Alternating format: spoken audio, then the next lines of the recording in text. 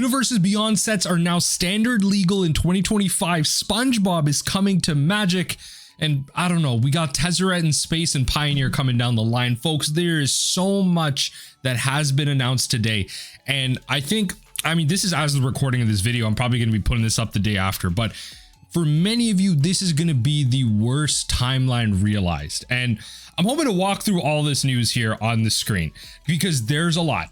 And again, we are going to be splitting the Magic sets with the Universes Beyond sets, right? So Aaron announces we'll be making Universes Beyond 10-pull sets legal in all formats moving forward. Not Commander, not Modern, not Legacy, but Standard as well. Your tiny leaders, popper, block constructed format dreams will be realized with these Universes sets moving forward. We're probably going to get Universes Beyond DC as well. Batman fighting Spider-Man in Standard is going to be realized because Standard now rotates every 3 years as well. Folks, it's crazy.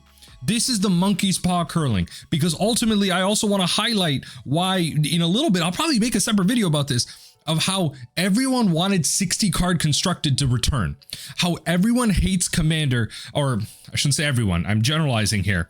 A lot of people hate Commander, a lot of people want constructed formats to come back, and this is the monkey's paw curling. In order to get people back into constructed formats, in order to give people cards that they can play in every single format, they're going to make those cards standard legal and tell you you can play Spider-Man in Standard, in Pioneer, in Modern, Legacy, and Commander. You will get the cards that you want to play with, the IPs that you recognize in every single set. Folks, this video is going to be a long one. Strap in. Okay? And again, I'm going to be making multiple videos on this, so let's just back up. So MagicCon Vegas this weekend currently going on right now, but as you know, Friday is usually when they make this. And again, this is my first initial reaction to all this. Twitter has been blowing up with news, reactions, and everything. Oh boy, buckle up. So Ken Troop, the global play lead, Ken Troop is here to introduce the panelists and everything. So before we get before that though, Ken has a special guest to introduce. Terry Matalis, showrunner for our upcoming Magic the Gathering show on Netflix, is in the house. So again, Netflix show is still happening. Magic the Gathering has not lost the plot. It's just leaving the boomers behind. Folks, if you are not with this, you are being left behind. You do not matter as a consumer anymore. They will find new consumers. They will find new people to replace you. So jump on the bandwagon or get out of here. Magic is not for you if you're not with these changes, because guess what? We're in the new age with our Netflix special here. Now, the panel kind of talking about, VP of Creative, VP Collectives, head designer Mark Rosewater, of course, and everything, the Foundations era. A new foundation for learning Magic, growing your collection, and a world building for Magic Multiverse. Now, again, what this is highlighting is that they are now extending the rotation of Standard because people realize that people want eternal formats, but they can't create the social environment that they have for Commander, but they can get you to play it by giving you Universes Beyond legal in Standard. They are going to give you a foundation set with powerful Magic cards that will last for years in Standard, but also give you Batman, Spider-Man, and I don't know, the Bikini Bottom as a battle. The battle for Bikini Bottom will be a battle in Standard. I don't know, like it's all going to be here. So quintessential Magic IP set. So Solemn Simulacrum, Sad Robot is gonna be in, it'll be the backbone of Magic's next 5 years as a quintessential Magic set, and Solemn Simulacrum will be in that as well. Let's just improve on cards that we don't really see a chance to play, like Cancel. Refute is a fresh take on the concept. So Cancel, blue and 1 for a counter spell that just says counter target spell. This says counter target spell, draw a card, then discard a card. Folks, we are power creeping classic Magic cards. This is it. This is beyond fire design. It's not Oko, Uro, and it's past that. It's not when Planeswalkers were first introduced, when Black Border was first introduced, when Magic is dead. Magic is not dead. Magic is alive and well, but it is not here for a lot of you, the vocal minority that complain. It's not here for you. So adapt and move on or get left behind, because Cancel is no longer the gold standard. It's Refute. Counter target spell, draw a card, discard a card. This is a common. This is it. The power crept Cancel. We're gonna get lightning bolts at this point that deal 3. We're gonna get shocks that deal 3, or lightning bolts that deal 4, I should say. Maybe not. That was part of the boon cycle. I'm being hyperbolous here, but What if we took Platinum Angel, but gave it flash and made it mono white? Oh, Lord. Okay, this isn't an inherently busted card. It's just the way they worded it. Let's take Platinum Angel, give it flash and mono white. I guess mono white balances it. This is cool. I'll give it to them. This is cool. Let's take a look at some of the familiar faces. Okay, so we got the Johnnies, you know, our Lilianas. I love the I'm forgetting the veil, something of the, I'm forgetting the mask. This was like a big mask she used way back in the Magic lore. I'm forgetting the name of the mask, but that's really cool. So we got some classic planeswalkers here. Some, you know, got the Challenger. We got some new age ones as well. That's really cool. I believe Vivian. Look, I'm not here for this. This is the Ninja Planeswalker as well. Foundations panel. So the Foundation era standardizing set rotation with each calendar year starting in 2027. So Mark has come up with some big news for the future of set rotation in Magic. Beginning in 2027, set rotation will take place with the start of the calendar year instead with the fall release set. So instead of that, this aims to simplify the question of what set rotates out moving forward. So I like that. It kind of aligns with people's year end and everything. And this is going to be big for holiday purchases and new year purchases. So this isn't going to be some fall set thing. Don't get it twisted. This isn't to make it easier for you. This is to make sure that the people getting Magic for Christmas can better align themselves with the new standard set. Let's be honest, folks. We're bringing back MSRP for some of our products. That's great. The feedback is pretty clear from this change, and due to logistics, it took some time. MSRP will not be defined for every product. However, play booster packs and commander decks will have an MSRP moving forward. This is a big win. I will take this as a win. I know somehow Wizards of the Coast will mess this up and make this bad for us, but I will take this as a win. I'm happy. Play boosters and commander decks will have MSRP, and that's important because if you find that your local game store is selling them past MSRP, then you can report them. What this will probably mean though is they will not be selling those cards at MSRP, those packs at MSRP, those products at MSRP. They will be opening them. Instead of selling those at $40, if the product itself is worth $80, they will just open them and piecemeal them. It is more profitable that way. So this could probably mean less products overall, but again, I will take it as a win. Now here's the initial one. This is probably the title or thumbnail somehow. Aaron announces that starting with the release of Magic the Gathering X Final Fantasy, we are making Universes Beyond tentpole sets legal in all formats moving forward. Folks, it is not about, like, we're past that point. I believe they clarify lower down. This isn't changing the legality of past Magic the Gathering sets because those have had their legal contracts and everything already completed, unless we revisit them, unless Lord of the Rings is revisited and the token estate is recontracted with. We will not be seeing those become legal again. They will just be modern and future legal.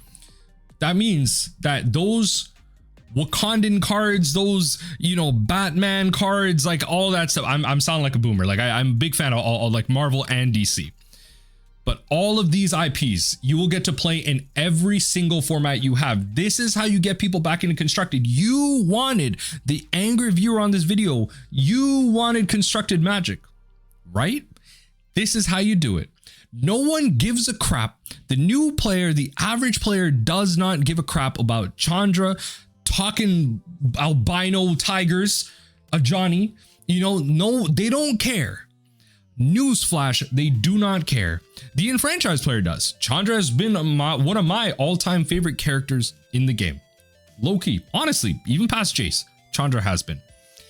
But what people do care about is Cloud, Sephiroth, and whatever, you know, SpongeBob SquarePants being standard legal, and then those cards that they know and love then being legal in other formats that they can then introduce. And these Universes Beyond sets will be the avenue for more people to get into your LGS to play Modern, Pioneer, and Standard. They will be able to use those powerful cards across all formats, assuming, you know, power level, legality, all that stuff, bans and whatnot.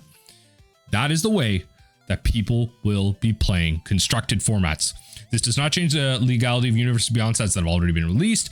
In the next few years, Magic will have a balance between Magic Multiverse sets and Universes Beyond sets, with MTG Foundations as a consistent through line. equal number of new Magic Multiverse sets and Universes Beyond sets. If you have 2 Magic sets in 1 year, you will have 2 Universes Beyond sets. If you have 5 Magic the Gathering sets in 1 year, you'll have 5 Universes Beyond sets. Folks, it's getting crazy. This is it. This is the time for all of us to be playing and coming together to play Magic. Just not in the way that you thought it was. And honestly, there is so much more in this announcement. I mean, like, I almost want to make a separate video on this. And honestly, I may just call it here because I mean, next year we're kicking off with Aether Drift. So we're coming back across 3 separate planes to do a little bit of death racing. And I mean, like, look, it's really cool. I will give it to them. I'm excited for these Magic sets. We're going to be getting more vehicles, 3 planes across like 1 set. That's going to be really cool because how many people want to return to Ravnica, return to Innistrad, return to Aether. I don't even know. Look, I'm getting too emotional about this. No one wants to do that anymore. We've gone back to all of people's favorite sets at this point. We could go back to plenty more, but how many times can we go back without requiring new IPs? And how well have those new IPs sold? They've had a cult following. Over the past years, people have looked back at them, but this is the way. Instead of coming up with net new ideas, you could just copy the ideas of people and their IPs that have already been out. It is just that easy. It is just that simple. And you know, one team is co-led by Chandra, who's racing Nissa, a lot of riding, crossing the finish line. You know, they're playing. Chandra's on a Tron bike, right? This looks like Mario Kart. Aether Drift, and that's enough setting the stage. Is a preview cards. Here's a preview. So vehicle, trample, exile an artifact or creature card from your graveyard. This vehicle becomes an artifact creature until the end of the turn. So instead of like crewing it, you could exile an artifact. Cool, I guess. You know, all right. It's got a race car emblem on it. I mean, we got another one here, and we got Duretti coming back. Like, this is pod racing, folks. This right here is pod racing. Like, again, I'm not going to go through these. It's not really the point of the video. I'm going to keep going up until we hit the Pioneer announcement because I want to make that a separate video. Tarkir Dragonstorm. So building from our original visit to the plane, Tarkir Dragonstorm will deliver on 2 things people love the most: factionalized clan gameplay and dragons. So we're not going to get Siege Rhino. We're going to get Sieging Rhinos. We're going to get Sieging Rhinos. When Siege Rhino enters the battlefield, it gives a Siege Rhino text, but then you copy it and create Siege Rhinos for each time you've said the word Siege Rhino in your career playing Magic the Gathering. That is the card. That is the card, folks. Sieging Rhinos. Can I get some comments down below? If you're a fan of my design of Sieging Rhinos, comment it down below. Big fan of Sieging Rhinos. So, got some previews, some art. This looks like a battle, which is really cool. We're going to get some like big cool cards here. This is some great artwork with like the 3 fists coming out. We got what was his name again? Oh, I'm forgetting. It's one that turns into dragons all the time. Ugin in there. Maybe he's like, is he written here? He's not. Okay, I'm forgetting the name of everyone here. Regardless, Final Fantasy set as well. This is an IP that I personally have had a lot of experience with. It's JRPGs are not one that I've had a lot of experience with growing up with gaming, but I have a lot of friends and family that actually do love this set. So like this IP, so I definitely will be forwarding this information over to them. Let me know in the comment section down below. How excited are you to see Sephiroth realized in the art? I mean, look, for all those Kingdom Hearts players, shout out to all of you that struggle to beat Sephiroth in Kingdom Hearts. That was definitely me. Edge of Eternities, the Cosmos set. This is the science fiction fantasy set. I mean, look at this. This is Tezzeret with X-Wings in the back. Folks, there's a black hole in the back. These are TIE Fighter-esque spaceships. This is it. This is Magic right now. Magic the Gathering has turned into Fortnite. And I just wanted to use this video as like a highlight thing. Of course, I've brought across some of my opinions. I think I'm going to release another video and we're going to talk about this some more. But there is so much to bring up regarding Magic the Gathering right now. There is so much going on. And I fundamentally, like, I can't even like absorb it all. I have mixed emotions of loving everything that they're announcing, hating it in some ways, nervous and excited. Like, there are so many emotions going through me, and I'd love to hear your thoughts down below. Like, how are you feeling about where Magic the Gathering is going in the future? This is it. This is Magic now. It has become like a Japanese TCG, like Union Arena or Weiss Schwartz, where you got new IPs every set. it really is becoming that way. And this is the foreseeable future of Magic the Gathering. So again, you either get with it or get left behind. And as a creator myself, I'm just going to get with it. I'm going to get excited, and hopefully, you know, there are going to be IPs that I really, you know, kind of am a fan of and really fall in love with. So I'm excited to see where things go. I'm really nervous, but I'm not 100% sure on how I feel.